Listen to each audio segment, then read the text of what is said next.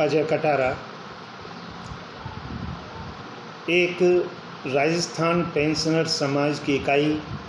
राजस्थान ब्राह्मण महासभा की इकाई और गर्भस्थ शिशु संरक्षण समिति की इकाई से जुड़ा एक सामाजिक कार्यकर्ता हूँ। मेरा आप सभी को सादर नमन, सादर वंदन, राम राम साहब। सम्माननीय अग्रज और साथियों,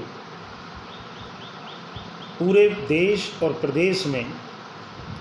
जिस प्रकार कोरोना जिस गति से बढ़ रहा है, मेरा मन हुआ कि मैं अपनी कुछ बातें आप तक शेयर कर सकूं। सम्माननीय, एक दिन जब मैंने एक समाचार पढ़ा, जब राजस्थान के माननीय मुख्यमंत्री महोदय ने आदेश दिया कि जहाँ भी प्रवासी मजदूर पैदल चलते मिलेंगे वहाँ के उपखंड अधिकारी जिम्मेदार, मेरे मन में अनायास ही एक प्रश्न आया कि कोरोना के लिए ही क्यों? क्या प्रत्येक व्यवस्था के लिए शासन प्रशासन के लोग उत्तरदायी नहीं होने चाहिए? मैं एक छोटी सी बात आप सबसे शेयर करना चाह रहा हूँ कि यदि पहले ही दिन जब लॉकडाउन हुआ तो पूरे देश की शासन व्यवस्थाओं को सभी राज्य सरकारों के साथ शेयर करके ये सारी जिम्मेदारी उन पर डाल दी होती कि मैं ये दावे के साथ कह सकता हूँ, आप भी मेरी बात से सहमत होंगे कि किसी भी क्षेत्र के तहसीलदार, किसी भी क्षेत्र के उपखंड अधिकारी को ये पता होता है कि उसके क्षेत्र में कहाँ कितने मजदूर किस स्टेज पर लगे, क्योंकि वहाँ के इन अधिकारियों का उन सभी व्यवस्थाओं से सीधा सीधा संपर्क होता है। एक बात और स्पष्ट है कि एक तहसीलदार के पास, एक उपखंड अधिकारी के पास उसका ब्लॉक खंड का पटवारी, वहाँ का बीएलओ, वहाँ के जनप्रतिनिधि, चाहे वो पंच हो, चाहे वो सरपंच हो, चाहे वो पार्षद हो, चाहे वो नगर पालिका के चेयरमैन हो, चाहे वहाँ पर आंगनबाड़ी कार्यकर्ता हों या उस संबंध के शिक्षा व्यवस्था से जुड़े हुए लोग हों, एक ऐसी सुव्यवस्थित टीम सेट हो सकती थी प्रत्येक क्षेत्र पर, प्रत्येक इकाई पर, और एक ऐसी कमेटी गठित हो सकती थी। मैं ये दावे के साथ कह सकता हूँ, मैं ये चैलेंज कर सकता हूँ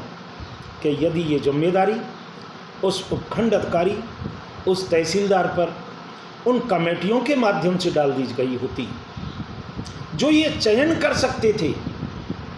कि कहाँ कितने मजदूरों को हमको किस लेवल पर मदद करनी है, तो मैं ये निश्चित रूप से कह सकता हूँ कि उनको खाने और पानी की जो व्यवस्था अंधाधुंध तरीके से, बिना किसी को टारगेट किए, बिना कोई सूची बनाए, जिस प्रकार वितरित की गई है, एक व्यक्ति को एक से अधिक बार मदद पहुंचना और एक व्यक्ति को मदद को मोहताज होना, उसको इंतज़ार करना, बाट जोड़ना कि उस तक मदद कब आएगी, ये उसी का परिणाम है कि ये मजदूर अपने उस कार्य स्थल से पैदल चल करके बेबस हुए। मैं ये दावे के साथ कह सकता हूँ कि जिस प्रकार मजदूरों ने दुख भोगा है, जिस प्रकार जनता असहाय हुई है, इस जिम्मेदारी से हमारा शासन और प्रशासन अपने आप को पाप मुक्त नहीं कह सकता, वो दोष मुक्त नहीं हो सकता।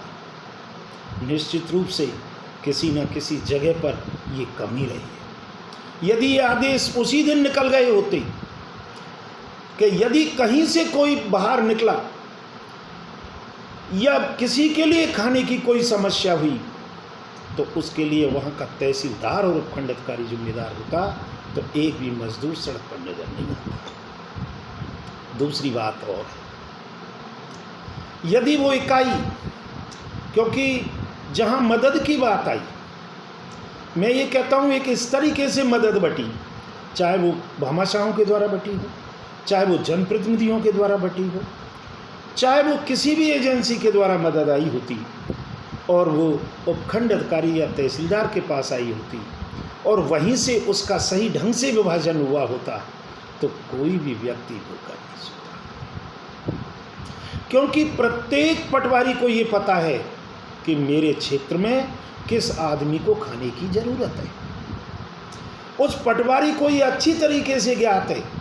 कि किस आदमी को खाने की ज़रूरत है, तो निश्चित रूप से सही व्यक्ति तक, बिल्कुल टारगेट तक जो सरकार चाहती थी उस तक मदद पहुंच जाती है। ना कोई भूखा सोता, ना कोई सड़क पर। आज जो एक विषम स्थिति सबके सामने पैदा हुई है कि जो कोरोना एक निश्चित सीमित क्षेत्र में था, आज वो गांव-गांव, ढाणी-ढाणी पहुंच गया।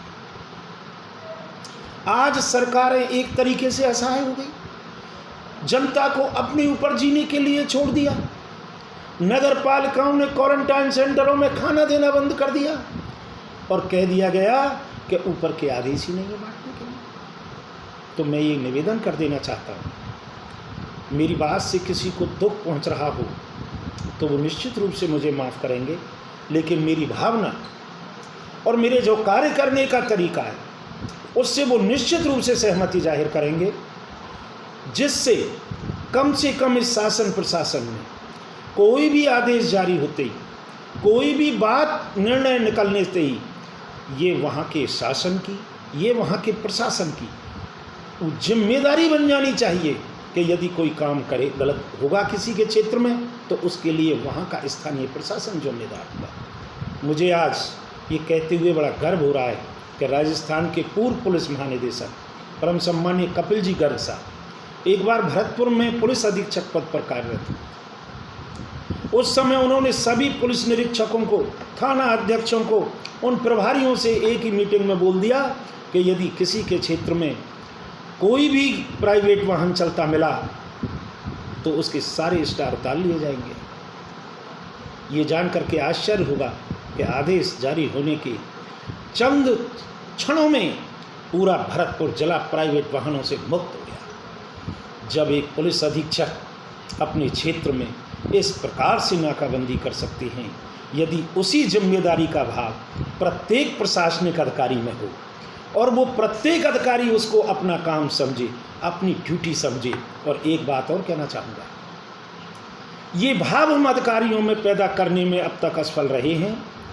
कि वो लोक सेवक हैं, वो जनसेवक हैं और वो इस जनता के पैसे से नौकरी करते हैं। उनके दिमाग में ये बैठाने की ज़रूरत है कि ये जनता आपकी मालिक है, आपकी अन्नदाता है, आपकी स्वामी है और इसका मदद करना, इसके किसी भी कष्ट में इनके साथ खड़ा होना उनकी जिम्मेदारी है। तभी वो नौकरी करने के लिए सब पात्र हैं। अन्यथा वो नौकर कैसे नौकर हो सकता है? वो नौकर कैसे नौकरी पे रखा जा सकता है? वो कैसे लोक सेवक और जनसेवक हो सकता है जो जनता के फ़ोन नहीं उठाए, वो जनता के दुख दर्द को नहीं समझ पाए? वो जनता का नौकर कैसे कैसे कहला सकता है अपने आप को? इसलिए मेरा तो सभी से ये निवेदन है कि मेरी भावनाओं को, मेरी वेदना को समझते हुए कम से कम शासन और प्रशासन को प्रत्येक घटना के लिए उत्तरदायी अपने आप को समझना चाहिए और सरकार को उन्हें जिम्मेदार मानना चाहिए। और मैं एक बात पूछ लूँ, यदि इस वीडियो के माध्यम से आपके सीधे आमने सामने होने के तरीके से क्या राजस्थान सरकार इस बात के लिए कह सकती है कि उसने कितने प्रशासनिक अधिकारियों के खिलाफ कार्रवाई की है? पूरे देश में राज्य सरकारों ने कितने अधिकारियों के खिलाफ कार्रवाई की है? यदि वो ये देख लेंगी तो वो अपना स्वयं का आईना भी देख लेंगी। और केवल बात कहने से,